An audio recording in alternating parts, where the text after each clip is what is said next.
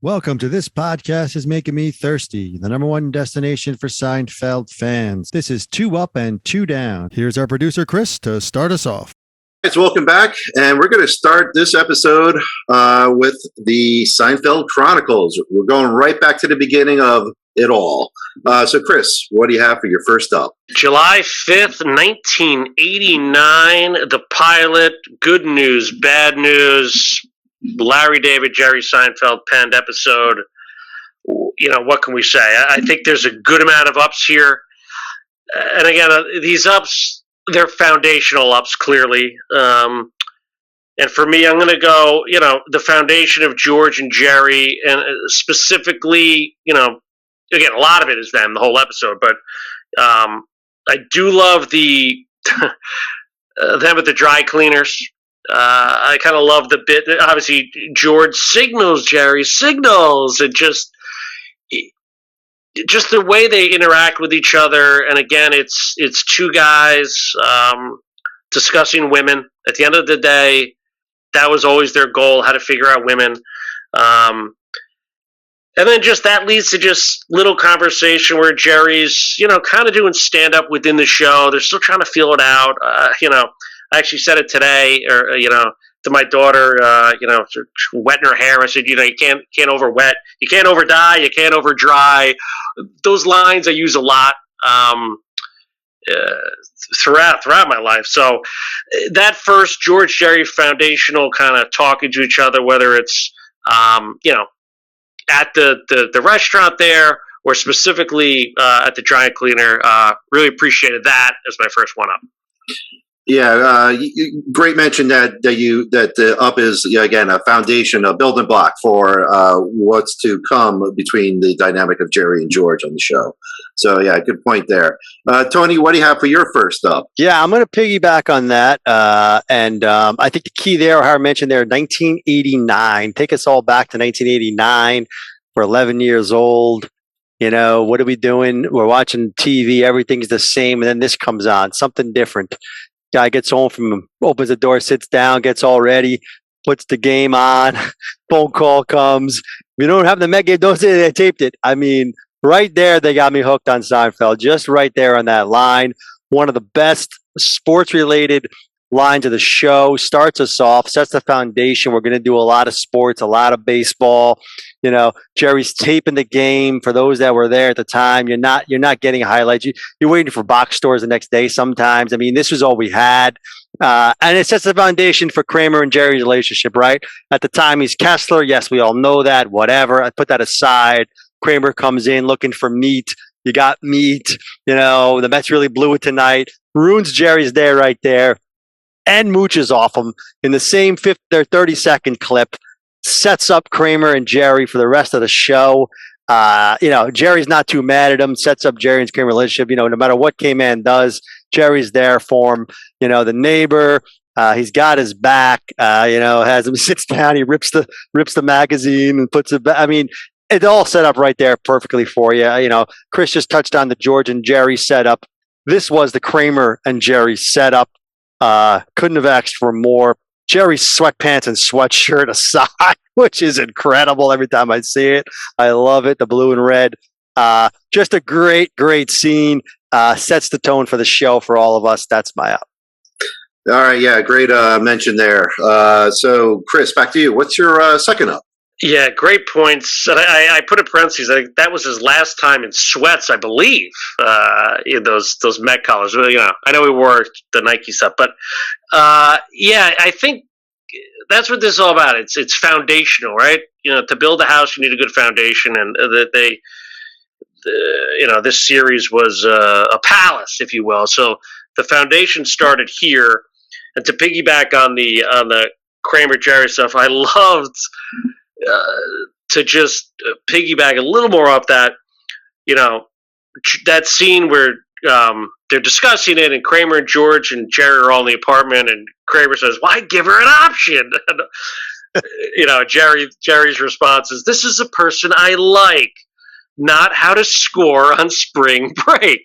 So it's just, I think we overlook this episode a lot on kind of the foundation, but to your point, I mean, it's established. Like, Kramer and George kind of nitpick at Jerry, busting his chops, the whole thing.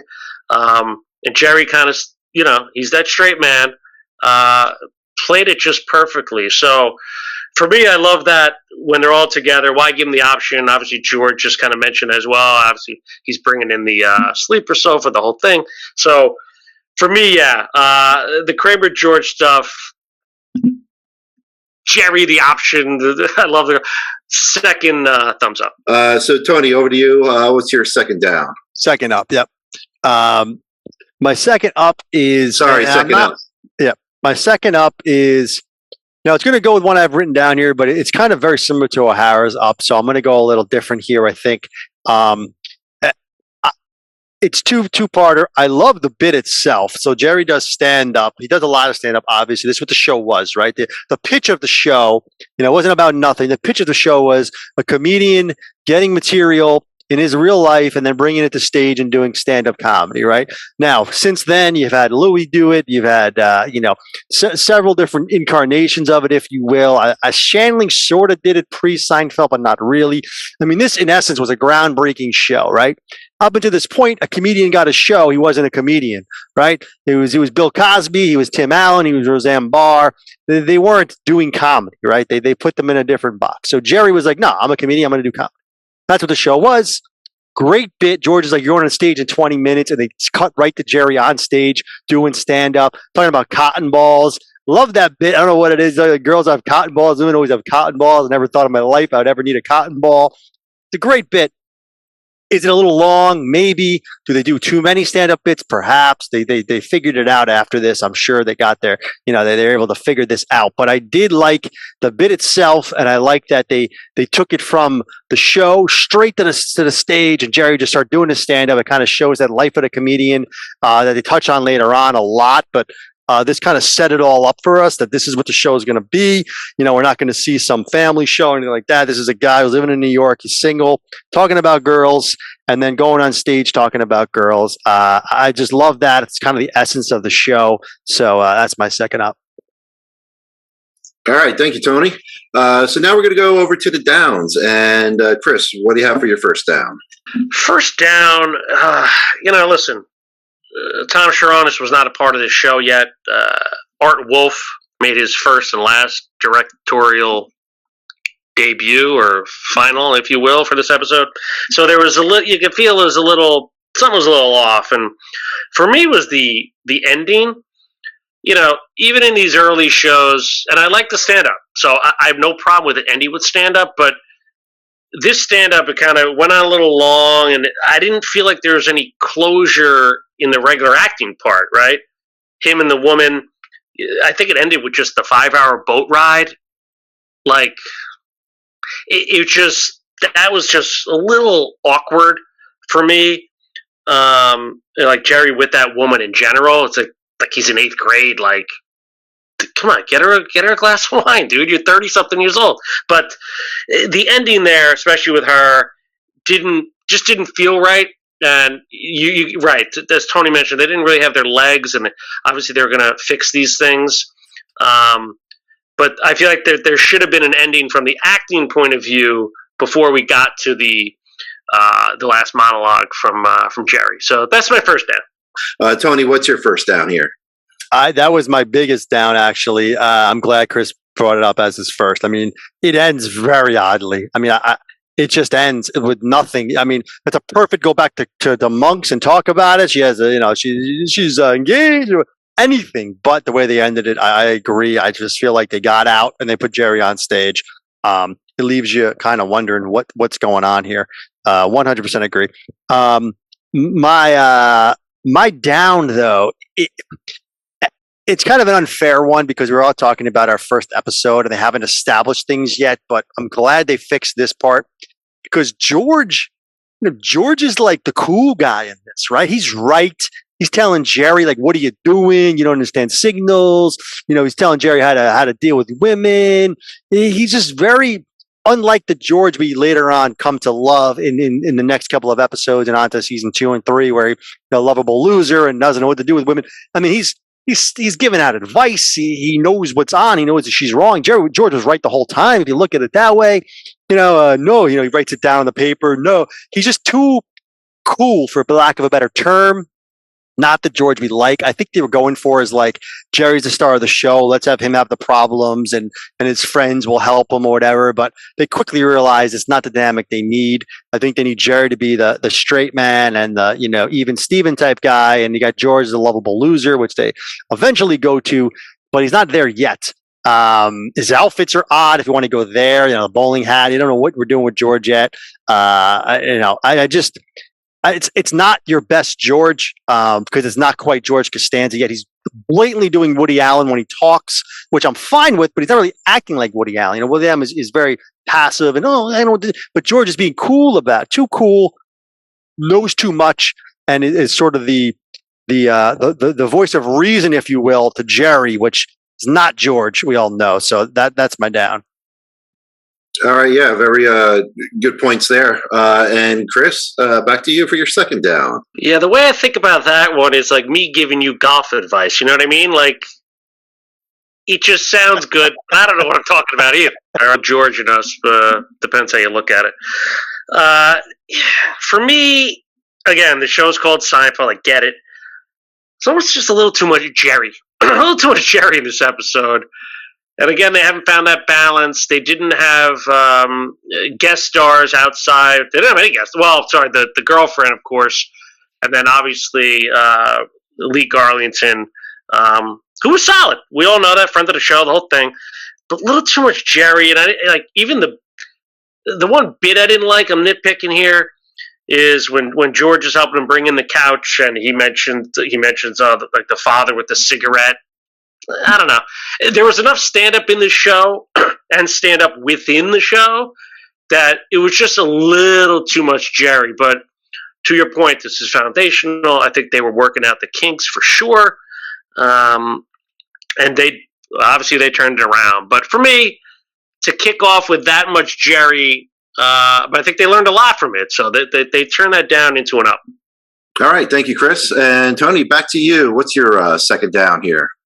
Yeah, I wrote that down. No George and Kramer storylines. I think they just, to Chris's point, they hadn't really thought about that yet.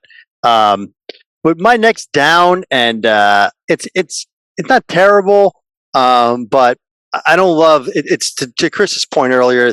Jerry's kind of slip and stand up routine maybe into the show at this point, because they're not quite comedy writers per se for sitcoms, so he's just doing what he can. But the whole button bit. Obviously, we know it ends the finale, which always bothered me because I think a lot of people watching the finale probably didn't even know that was a callback to the first scene of the show and they end that way. My guess is the majority of people watching at the time didn't even get it. I got it. I liked that they pulled it back, and it was like that's a Jerry's thing. He always brings things full circle like that. But I just don't love the bit. I don't love the button bit. I think it opens up the door for the cold opens later on we hate. So if we talk about the writers in season 8 and 9, they were fans of the show and they started writing. I think they took some of this stuff, some of this mundane show about nothing, cold open type conversations, and they destroyed it with everything we hate in cold opens. This was kind of the start of it. Much better than it, I'll give you that, but still not great. Just Jerry doing a stand-up bit to his friend in the diner is really all it was. And I don't know. That's my down for everything it kind of eventually stands for, I guess. All right, thanks, Tony. So we're gonna go with over to grades. And Chris, how do you grade the Seinfeld Chronicles? Tony mentioned this is 1989. You turn on the TV, Jake and the Fat Man's on. Golden Girls on, Different Strokes, Facts of Life. You knew your standard show. This show came on, changed everything. Okay? And again, a lot of good. I mentioned Lee Garlington, the button. Yeah, I didn't like that either. But little things, the decaf, that was fun.